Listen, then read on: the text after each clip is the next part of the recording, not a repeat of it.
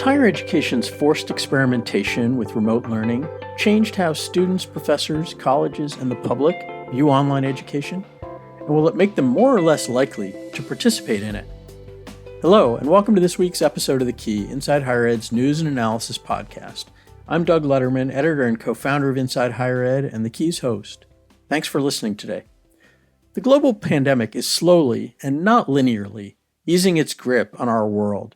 So it's natural for us to try to take stock of how it has changed us in our lives, professionally and personally.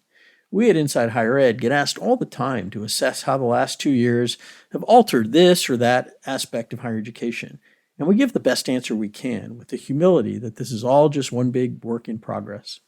In today's episode of The Key, we'll discuss one such effort, Inside Higher Ed's recent report, The Evolving Conversation About Quality in Online Learning. In it, our writer, Christy DePaul, dug into a wide range of issues around the current and future state of technology-enabled learning to try to help administrators and faculty members prepare to deliver high-quality virtual instruction however it fits into their institutional missions. Joining me today to talk about the report is Lori Williams, President and CEO of the National Council for State Authorization Reciprocity Agreements. NC-SARA, as the group is known, brings states and colleges together to establish national standards for interstate distance education, and its financial support made this Inside Higher Ed report possible. In our conversation, Williams discusses how the pandemic has changed perceptions and practices around online education and how to judge quality in virtual learning, among other topics. Before we go to that discussion, here's a word from NC-SARA. This episode of The Key is sponsored by the National Council for State Authorization Reciprocity Agreements. NC-SARA, Quality Interstate Distance Education Within Reach. Learn more at ncsara.org. That's nc-sara.org. Lori, welcome to The Key, and thanks for being here. Well, thank you for having me, Doug. I appreciate it. As I just said, we're grateful to NC-SARA for making this report possible. Why was the issue of quality in online education so important to you and your organization at this moment? And what were you seeing or hearing in the wake of the pandemic that made you think this topic needed some deeper exploration right now? For most of my career, I've worked in online learning. So quality in online learning has always been enormously important to me. But right now, I would say the 18 to 22-year-olds were not those who have for a couple of decades engaged in online learning until recently. Now, virtually everyone has experienced online learning because of the need to protect our health with the pandemic. So this is why it's even more important now than ever because of the increase in online learning. We also saw complaints in the press from those 18 to 22-year-olds and their parents who are understandably concerned about online learning, in some cases professors with little to no real experience in teaching online. It made the students feel like they were teaching themselves. But later, as people got vaccinated and face-to-face classes resumed, we also heard most students say that they wanted to continue at least some online learning. They wanted the flexibility. They wanted to be able to work, to pay for college, to play sports, care for family members. So we're not going back to the pre-pandemic days with respect to online learning. I would also say that the pandemic has shifted workforce development needs. With the Great Resignation, particularly in healthcare and K-12 education, which means online learning to replace those workers who've left will be even more important in the future, and it'll play a big part there.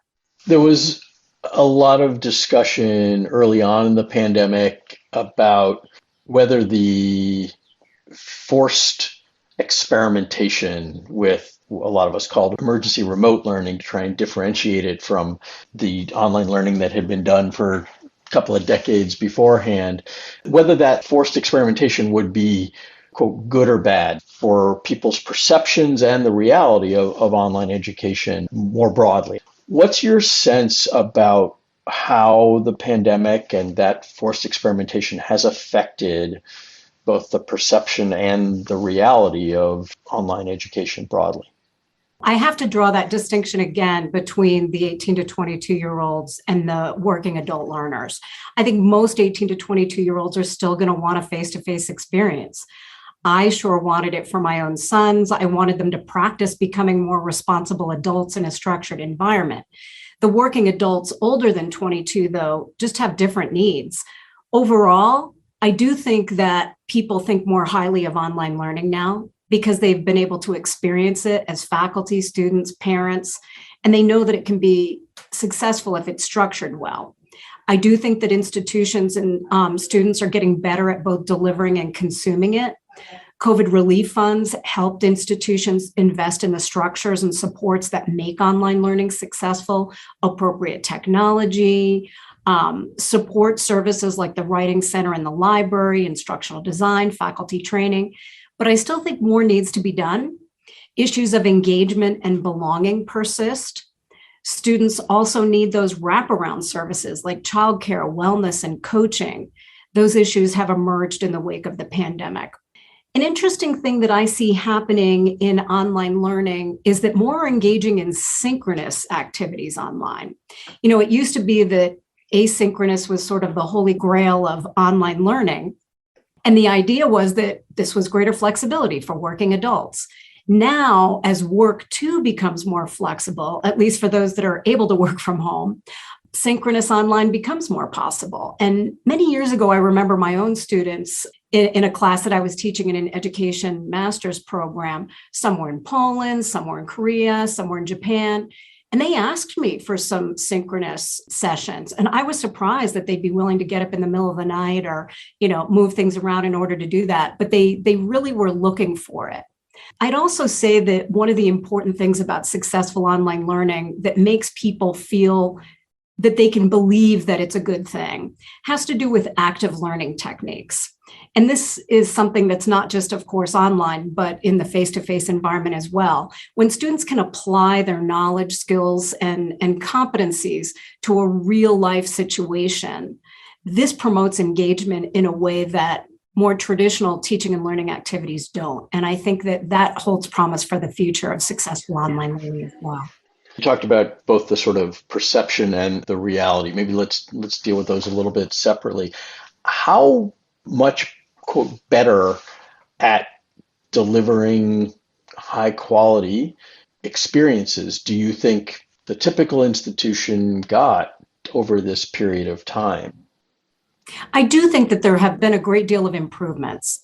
The areas that I touched upon that I just shared earlier about faculty development, faculty training, instructional design, et cetera. But the overarching policies and structures to really support large numbers of online learning really need to change. And on the perception issue, I want to share a little story. Last year, I met a new neighbor. A woman in her 40s, 4 kids at home. She's a graphic designer and an artist. And we were just getting to know each other a little bit. What do you do for a living? And I shared what I do. And she said, well, I got a master's in design this past year in COVID. And I feel like everybody's got an online degree now because everybody had to move to online. So the stigma's gone. And that really struck me. And I thought about that. And I wonder how many other people feel that way now after having had that experience. Maybe a useful moment to ask a question that we kind of grappled with in this report and that, frankly, I grapple with all the time, which is how do we even define quality in pretty much anything that we do in higher education? Because we've never been that great at measuring learning. And again, thinking about sort of quality online instruction, there's obviously varying degrees of quality in how things are built and how they're delivered. But I think to the extent we're talking about sort of the quality of the education, you start to get into the kinds of discussions about, well, how much did students learn and how do we know? And so I'm just curious sort of how you define quality and where you think we are on the path toward really being able to sort of gauge it. Well, on the one hand, I think that quality education, whether online or face-to-face, regardless of the modality, is about being able to determine whether students have gained the skills, knowledge, and competencies to be able to be good citizens in a democracy, to be able to be effective in the workforce, to be able to develop those critical thinking skills, problem-solving skills, creativity, to be able to be flexible in a fast-paced and changing world. In order for students online to be successful in achieving those goals, they have to have the right support systems in place to persist. So that would be the way that I would define quality. How effective do you think we can be now in sensing that? We don't have a competency-based system of learning, and there are some of the things that might drive in that direction remain kind of in the minority. How good are we at that right now? I think that those in industry that are looking for graduates to have those skills, knowledge, and competencies are telling us that they don't have them in the ways that they need them. And so I think there is a ways to go in that regard. But I think that as the focus, and of course this is controversial as well, on education being more about workforce development, this will change the attitudes of those in higher education toward ensuring that the graduates will meet those workforce development needs. And if you think about it from Maslow's hierarchy of needs, students need to pay the bills when they graduate. They need to pay back their student loans. That is sort of a baseline outcome for higher education. Of course, all those other things are important too, but that's got to be first and foremost. How much do you sense student expectations for the flexibility in modality have changed because of the pandemic? And depending on the answer to that, how well positioned do you think most institutions are to meet those expectations? We still wear medieval costumes at graduation in higher education. So our ability to be flexible and change doesn't have a strong track record. Having said that, people did pivot to emergency online instruction fairly quickly when pressed to do it. I would say that even outside the pandemic, there's just so much right now about our culture that caters to individuals and convenience. Ever more specialized television content intended for niche audiences, Amazon packages that arrive at your door in less than a day, apps on your phone that are tracking your steps, your heart rate, your sleep patterns, Instacart bringing groceries to your door in the pandemic. So this desire and expectation for flexibility and convenience is embedded in our culture, especially for those that are privileged. And for those that are not so privileged, I would say that flexibility is just a necessity in higher education. Most online students need to care for family members who may be sick or be immune compromised, or maybe they're immune compromised themselves. Maybe they just don't have the gas money to get to the campus more than a few times a week. They really need that flexibility that online learning provides. Like a lot of policy areas, regulation of online education is susceptible to the swings in the balance of power in Washington. This administration is very consumer protection focused, and a lot of the consumer advocacy groups it listens to take a somewhat skeptical view of online education, in part because they often equate it with the for-profit colleges that the groups really don't like. That makes sense in some way because the for-profits dominated online education for many years, but they don't anymore. How do you view that situation? As you said, online learning can be conflated with for-profit education, but that landscape has changed in a big way. At NC-SARA, we have the majority of those that offer distance education participating in SARA. Of our 2,350 some odd participating institutions, the vast majority are nonprofits. The biggest percentage are publics, then private nonprofits, and only a small percentage are for-profit. And given that the for-profits are conflated with online, it's important to know that all states that are members of SARA, and that's all but California, must adhere to education consumer protections. They've got those in place. Most states, in fact, have several of those protections, and they include on-site visits, outcomes reporting, closure requirements, tuition refund policy, tuition recovery funds, security bonds. So this isn't to say that there aren't reasons to be concerned about some for-profit schools. Those with accreditation problems, financial instability, they're just not permitted to participate in SARA. Corinthian and ITT, for example, were not participants in SARA. We just published a few weeks ago our annual survey of college presidents and asked a series of questions related to the the role of online education, including a question about their perception of quality. We asked them to assess the quality of the different modes of instruction at their institutions this spring. And almost 3/4 of presidents rated their in-person courses as excellent. Barely a quarter said the same about their blended or hybrid courses. And fewer than 1 in 5, 19%, said they thought their fully online courses were of high quality. Just curious what you make of that. And we talked a little earlier about the perception, and if we're expecting the public perception to have changed, it raises some questions about whether that's likely if the presidents of the institutions themselves don't necessarily rate their online courses that highly. So I'm just curious what you make of that. Well, it wasn't especially surprising to me. We all prefer what we know. Our brains are just wired that way to be biased, and we have to consciously work to develop the ability to move beyond our confirmation bias. We all tend to favor what confirms our already held beliefs and values. I'd like to believe that this could change over time as more presidents actually experience quality online learning, the kind of learning that leads to the skills, knowledge, and competencies that we talked about earlier that will help develop a successful workforce and citizens in a successful democracy. But it's going to take time on the part of presidents to have had those experiences themselves, to witness what online learning looks like. One of the things that I think can really help is the fact that online learning records everything. Face-to-face learning, a dean, a president can pop in on a scheduled date, and it's like a big show, right? Today's the day that somebody's coming in and going to observe my classroom. Whereas with online learning, everything's recorded. You can see exactly what's happening for the entirety of the course with all of the students. And for me, that helps to raise the stakes for people being able to understand what went well. What would you want a president or anybody who has doubts about the quality of online learning on a campus to do to try to find that out?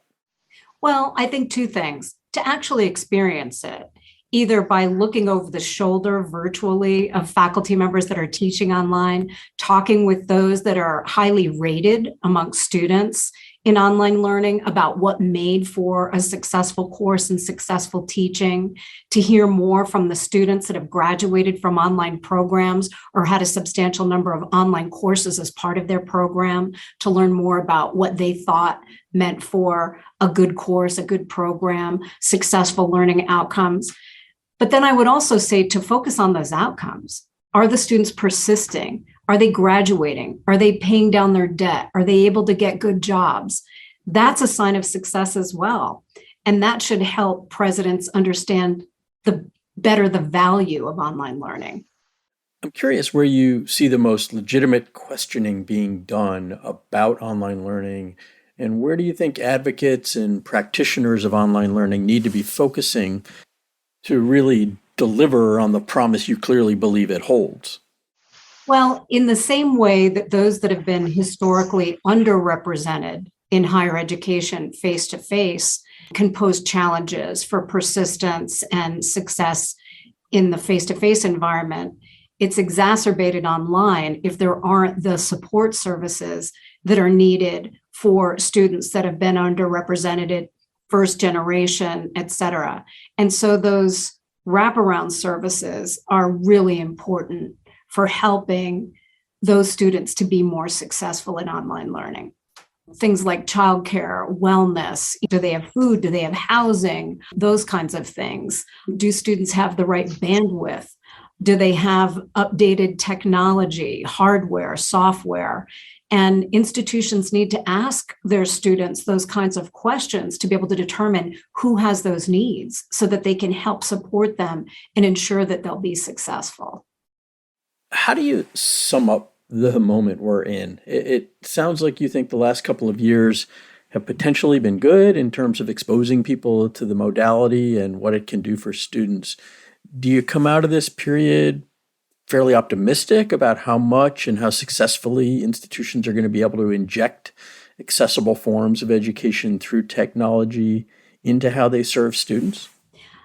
I do think that there are some positive outcomes, absolutely. And I think if you think about technology-enabled education more broadly than just online education, faculty members, administrators, staff are seeing the benefits in making better use of technology in a number of areas, being able to provide those support services like a writing center or a library electronically, using electronic scheduling, for example, in much the same way that we have telehealth kinds of scheduled appointments. You can schedule appointments online without having to come face to face, better uses of technology to enhance faculty members' ability to conduct research. So there are other broad areas that I think that technology can assist in higher education, even beyond online education.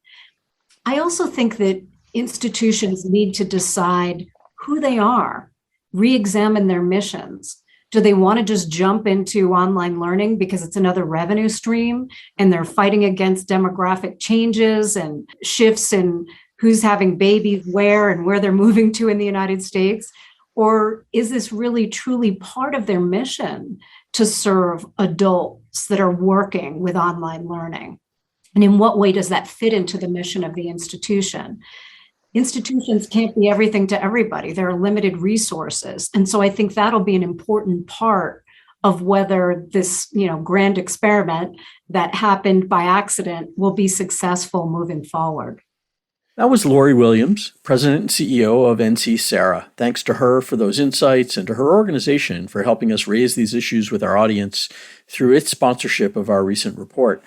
Technology is likely to play a greater role in how post-secondary instruction is delivered going forward. But exactly how institutions use online and other digital instruction will vary enormously based on how each institution defines its mission and which students it chooses to serve. No matter what, though, student expectations are going to rise, and colleges and individual instructors are going to have to ensure that they're delivering the best possible experience, just as you'd expect them to do in their physical classrooms. That's all for this week's episode. We'll be back in coming weeks with more discussion of digital teaching and learning, federal regulation of higher education, and a more unusual topic, dealing with grief. I'm Doug Letterman, and until next week, stay well and stay safe.